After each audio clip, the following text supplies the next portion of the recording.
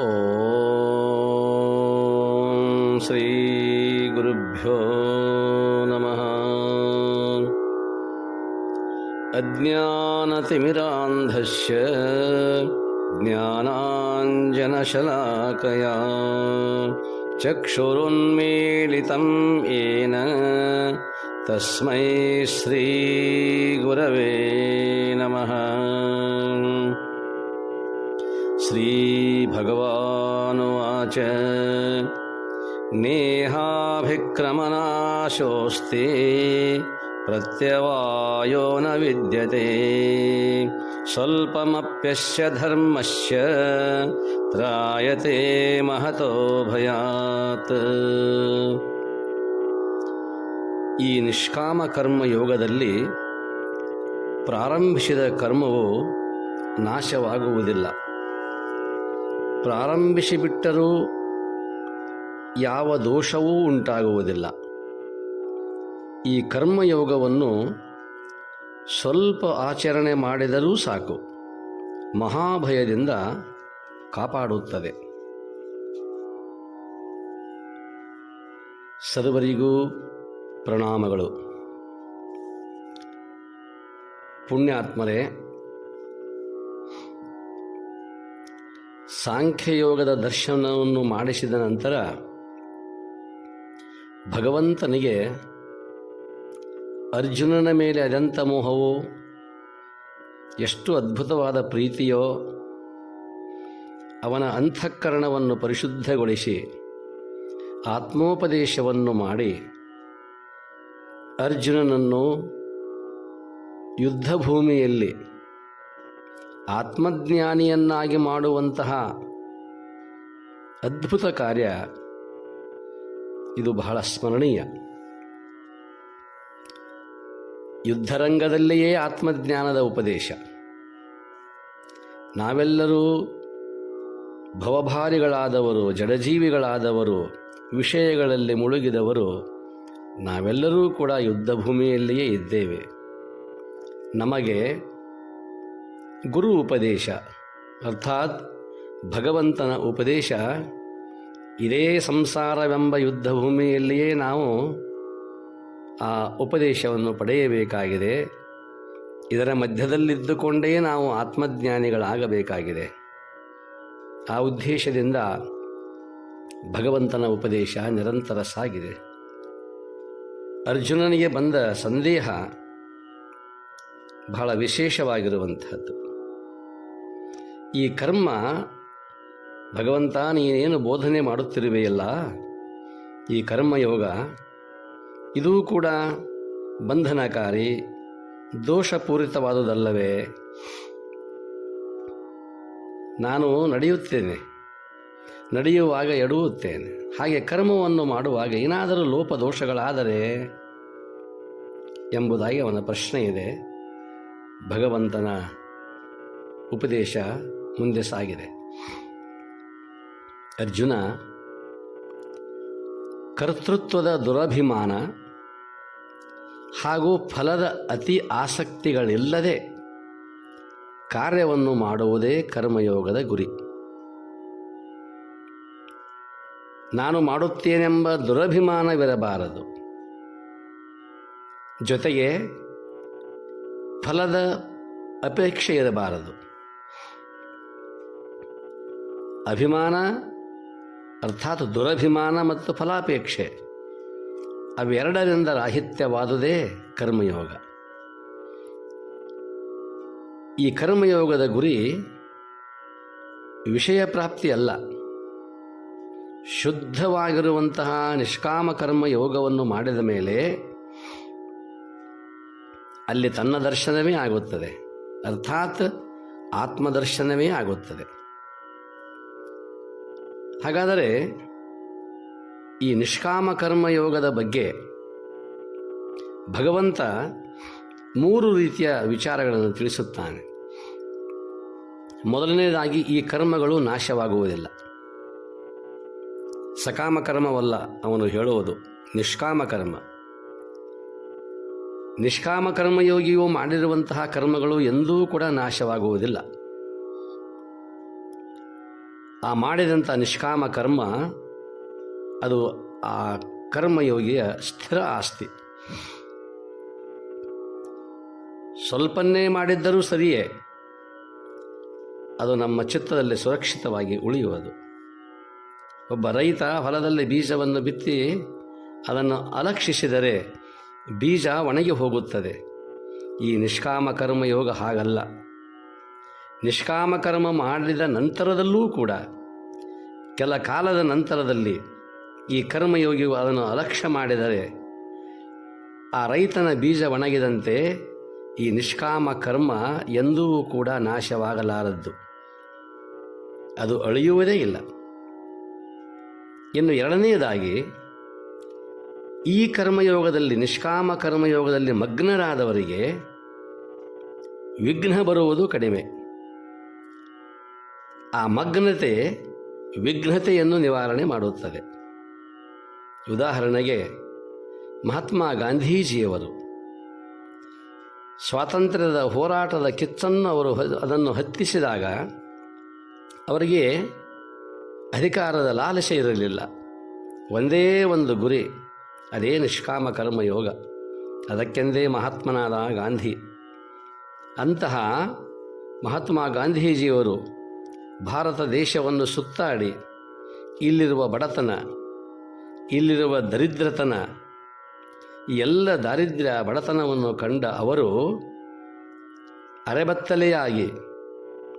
ಬೆತ್ತಲೆಯಾಗಿ ತಿರುಗಾಡುವಂತಹ, ಮೈಗೆ ಒಂದಿಷ್ಟು ಬಟ್ಟೆ ಇಲ್ಲ, ಹೊಟ್ಟೆಗೆ ಒಂದಿಷ್ಟು ಹಿಟ್ಟಿಲ್ಲ, ಇಂಥ ಸಂದರ್ಭದಲ್ಲಿ ಎಲ್ಲ ದೃಶ್ಯವನ್ನು ಕಂಡಿರುವಂಥ ಮಹಾತ್ಮ ಗಾಂಧೀಜಿಯವರು ದೇಶದ ಬಡತನ ಎಲ್ಲಿಯವರೆಗೆ ನಿವಾರಣೆ ಆಗುವುದಿಲ್ಲವೋ ಅಲ್ಲಿಯವರೆಗೆ ನಾನು ನನ್ನ ಮೈ ತುಂಬ ಬಟ್ಟೆಯನ್ನು ಹೊದೆಯುವುದಿಲ್ಲ, ಅರ್ಧಂ ಬಟ್ಟೆಯನ್ನು ಉಟ್ಟು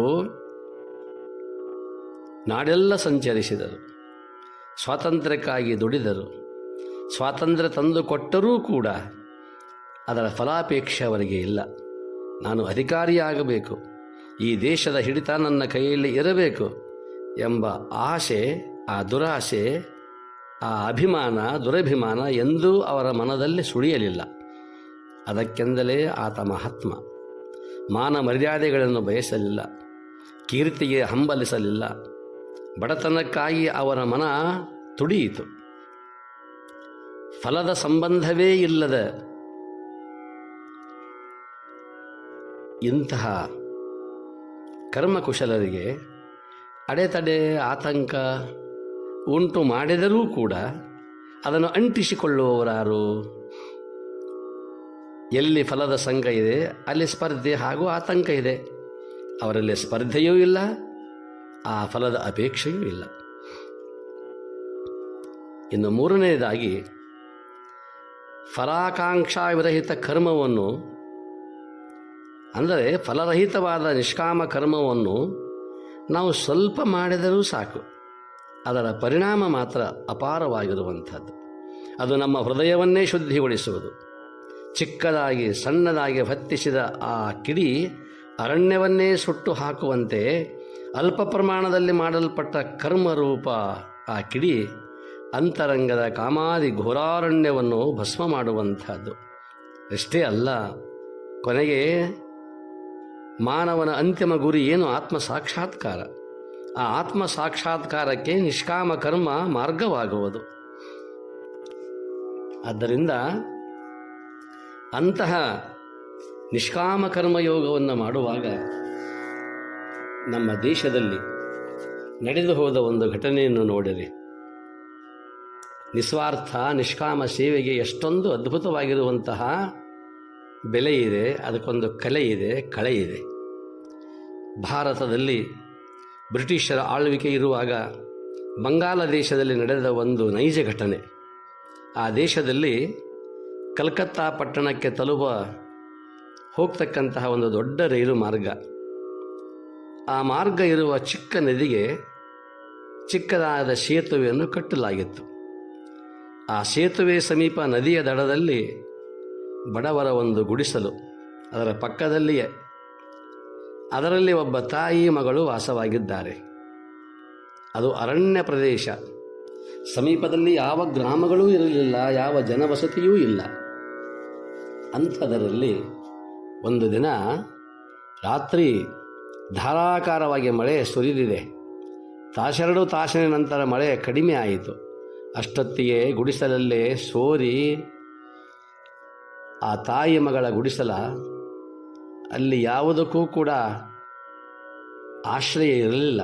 ಎಲ್ಲವೂ ಸೋರಿ ಹೋಗಿತ್ತು, ನೀರಾಗಿತ್ತು. ಇರುವ ಒಂದೆರಡು ಹಾಸಿಗೆ ಹೊದಿಕೆಗಳೂ ಕೂಡ ನೆನೆದು ಹೋಗಿದ್ದವು. ಗುಡಿಸಲು ಮಾತ್ರ ಹಾಗೆಯೇ ಹನಿಯುತ್ತಿತ್ತು. ಮಲಗುವಷ್ಟು ಒಣಗಿದ ಸ್ಥಳ ಅಲ್ಲಿ ಇರಲಿಲ್ಲ. ಮಧ್ಯದಲ್ಲಿ ಒಂದು ಒಲೆಯನ್ನು ಹೊತ್ತಿಸಿ ಅದರ ಸುತ್ತ ತಾಯಿ ಮಗಳು ಕೂತಲ್ಲಿಯೇ ತೂಕಡಿಸುತ್ತಿದ್ದಾರೆ. ಇದ್ದಕ್ಕಿದ್ದಂತೆ ಹೊರಗೆ ಭಯಂಕರವಾದ ಶಬ್ದವಾಯಿತು. ಇದೇನಿದು ಎಂದು ಮಗಳು ಹೊರಗೆ ಬಂದು ನೋಡಿದಳು. ಮತ್ತೊಮ್ಮೆ ಮಿಂಚಿತು. ಅದರ ಬೆಳಕಿನಲ್ಲಿ ನದಿಗೆ ಅಡ್ಡಲಾಗಿದ್ದ ಸೇತುವೆ ಕುಸಿದು ಬಿದ್ದದ್ದು ಕಂಡಿತು. ಮಿಂಚಿನ ಬೆಳಕಿನಲ್ಲಿ ಸಂಚಾರವಾಯಿತು ಇವಳ ಮನಸ್ಸು. ಮಗಳು ತಾಯಿ ಹೇಳುತ್ತಾಳೆ, ಅಮ್ಮ, ಇಷ್ಟರಲ್ಲಿಯೇ ಸಾವಿರಾರು ಜನರನ್ನು ತುಂಬಿಕೊಂಡು ಒಂದು ಟ್ರೇನು ಬರಲಿದೆ. ಈ ರಾತ್ರಿಯಲ್ಲಿ ಅವರಿಗೆ ಸೇತುವೆ ಕುಸಿದದ್ದು ಕಾಣದೆ ಹೋದರೆ ಇಂಥ ಭಯಂಕರ ಅಪಘಾತವಾಗುತ್ತದೆ. ಅದನ್ನು ನಾವು ಕಂಡರಿಯೆವು.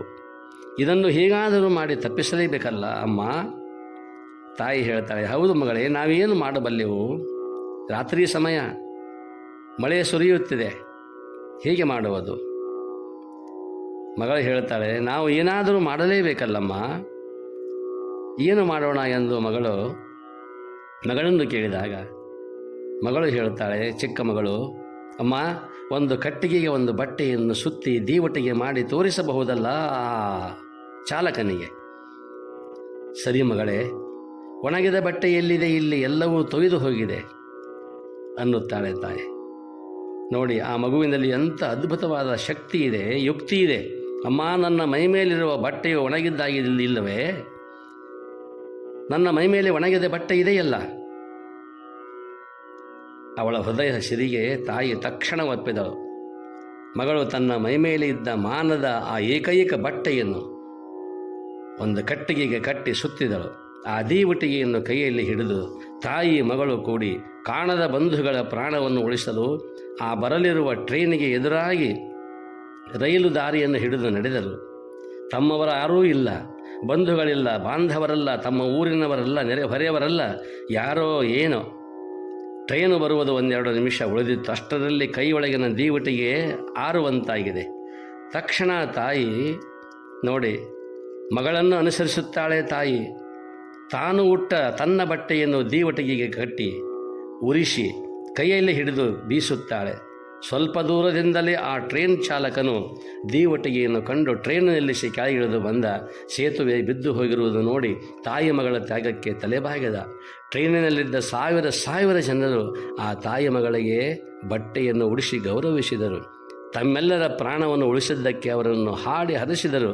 ಆಗಿನ ಆಂಗ್ಲ ಅಧಿಕಾರಿಗಳೂ ಕೂಡ ಆ ತಾಯಿ ಮಗಳನ್ನು ಸಂತಸದಿಂದ ಸತ್ಕರಿಸುತ್ತಾರೆ. ಇದು ನಿಷ್ಕಾಮ ಕರ್ಮ. ಸರ್ವೇ ಜನಃ ಸುಖಿನೋ ಭವಂತು. ಇದು ಭಾರತದ ಮಣ್ಣಿನ ಗುಣ. ಇದು ಆ ಮಗು ಚಿಕ್ಕ ಮಗುವಾಗಿದ್ದರೂ ಕೂಡ ಎಂಥ ಯುಕ್ತಿಯನ್ನು ಮಾಡಿದ್ದಾಳೆ. ಆದ್ದರಿಂದ ನಾವು ವಯಸ್ಸನ್ನು ನೋಡಬಾರದು, ಅವಳು ಸ್ತ್ರೀಯೋ ಪುರುಷನೋ ನೋಡಬಾರದು. ಶಾಸ್ತ್ರ ಹೇಳುತ್ತದೆ, ಗುಣಾಃ ಪೂಜಾ ಸ್ಥಾನಂ ಗುಣಿಷು ನ ಚ ಲಿಂಗಂ ನ ಚ ವಯಃ. ಆದ್ದರಿಂದ ಇಲ್ಲಿ ನಮಗೆ ಏನು ಮಾಡಬೇಕಾಗಿದೆ? ಒಳಿತನ್ನು ಮಾಡಬೇಕಾಗಿದೆ, ಒಳ್ಳೆಯದನ್ನು ಮಾಡಬೇಕಾಗಿದೆ. ಒಳ್ಳೆಯದನ್ನು ಮಾಡುವಂಥದ್ದಾದರೆ ಅದೇ ನಿಜವಾದ ಪೂಜೆ ಎಂಬುದಾಗಿ ಮುದ್ರಾಮ ಹೇಳುತ್ತಾನೆ. ಒಳಿತೆಸಗುತ್ತಿದ್ದರದೆ ನಾಮ ಸಂಕೀರ್ತನೆಯೋ, ಒಳಿತೆಸಗುತ್ತಿದ್ದರದೆ ನಾಮ ಸಂಕೀರ್ತನೆಯೋ, ಪರನೋವಿಗನು ಕಂಪೆ ಜಪಮಾಲೆ ಎಣಿಕೆ. ಬಾಹ್ಯದಾಡಂಬರದ ಪೂಜೆ ವಲ್ಲನೋ ದೇವ, ಬಾಹ್ಯದಾಡಂಬರದ ಪೂಜೆ ವಲ್ಲನೋ ದೇವ. ಪ್ರೀತಿ ನೇಮದ ಕುರುಹು ಮುದ್ದು ರಾಮ, ಪ್ರೀತಿ ನೇಮದ ಕುರುಹು ಮುದ್ದು ರಾಮ. ಇಲ್ಲಿ ನಿಷ್ಕಾಮ ಕರ್ಮಯೋಗದಲ್ಲಿ ಅಷ್ಟೋಪಚಾರ ಬೇಕಾಗಿಲ್ಲ, ಷೋಡಶೋಪಚಾರ ಬೇಕಾಗಿಲ್ಲ, ಕೈಯಲ್ಲಿ ಜಪಮಾಲೆ ಬೇಕಾಗಿಲ್ಲ. ಒಳಿತೆಸಗುತ್ತಿದ್ದರದೇ ನಾಮ ಸಂಕೀರ್ತನೆಯೋ, ಇದು ನಿಷ್ಕಾಮ ಕರ್ಮಯೋಗ. ಒಳಿತೆಂದರೆ ಏನು? ನಿಷ್ಕಾಮ ಕರ್ಮ. ಪರನೋವಿಗನುಕಂಪೆ ಜಪಮಾಲೆ ಎಣಿಕೆ. ಆ ಅನುಕಂಪವೇ ಜಪಮಾಲದ ಎಣಿಕೆ, ನಾಮಸ್ಮರಣೆ. ಬಾಹ್ಯದಾಡಂಬರದ ಪೂಜೆ ವಲ್ಲನೋ ದೇವ. ಇದು ಬಾಹ್ಯದ ಆಡಂಬರದ ಪೂಜೆ ಅಲ್ಲ. ನಿಷ್ಕಾಮ ಕರ್ಮ ಯೋಗ ಇದೊಂದು ಮನುಷ್ಯನ ಕ್ರಿಯೆ. ಪ್ರೀತಿ ನೇಮದ ಕುರುಹು ಮುದ್ದು ರಾಮ. ಪ್ರೀತಿ ಆ ನೇಮದ ಕುರುಹಾಗಿದೆ. ಆದ್ದರಿಂದ ಕೌಂತೆಯ ಕರ್ಮಯೋಗ ಅಸಾಮಾನ್ಯ ದೇವ ಮಾರ್ಗ. ಈ ಪಥದಲ್ಲಿ ಸಾಗಲು ಸಿದ್ಧನಾಗು. ನೀನು ನಡೆದಷ್ಟು ಮಾರ್ಗ ನಿನ್ನದು. ಒಂದು ಹೆಜ್ಜೆ ಹಾಕಿದರೂ ಚಿಂತೆಯಿಲ್ಲ. ಅಷ್ಟು ದೇವನಿಗೆ ಸಮೀಪನಾಗುವೆ. ಏಳು, ಎದ್ದೇಳು. ಹೃದಯ ಶುದ್ಧಿಯನ್ನೇ ಗುರಿಯನ್ನಾಗಿಟ್ಟುಕೊಂಡು ಕರ್ಮ ಮಾಡುವೆ. ಆದರೆ ನಿರ್ವಿಘ್ನವಾಗಿ ಮುಂದುವರಿಯುವೆ. ಅರ್ಜುನ, ಸ್ವಲ್ಪ ಆದರೂ ಇಂಥ ಕರ್ಮವನ್ನು ನೀನು ಮಾಡು. ನಿನ್ನ ಶೋಕ ನಾಶವಾಗುವುದು. ಸಂಸಾರವೆಂಬ ಮಹಾಭಯದಿಂದ ಪಾರಾಗುವೆ ಅರ್ಜುನ ಎಂಬುದಾಗಿ ಹೇಳಿದಾಗ ಪ್ರಶ್ನೆ ಮಾಡುತ್ತಾನೆ ಅರ್ಜುನ. ಭಗವಂತ, ಅಂಥ ಕರ್ಮವನ್ನು ಮಾಡುವಾಗ ಮನಸ್ಸು ಒಂದೇ ಕಡೆ ನಿಲ್ಲಬೇಕಲ್ಲ.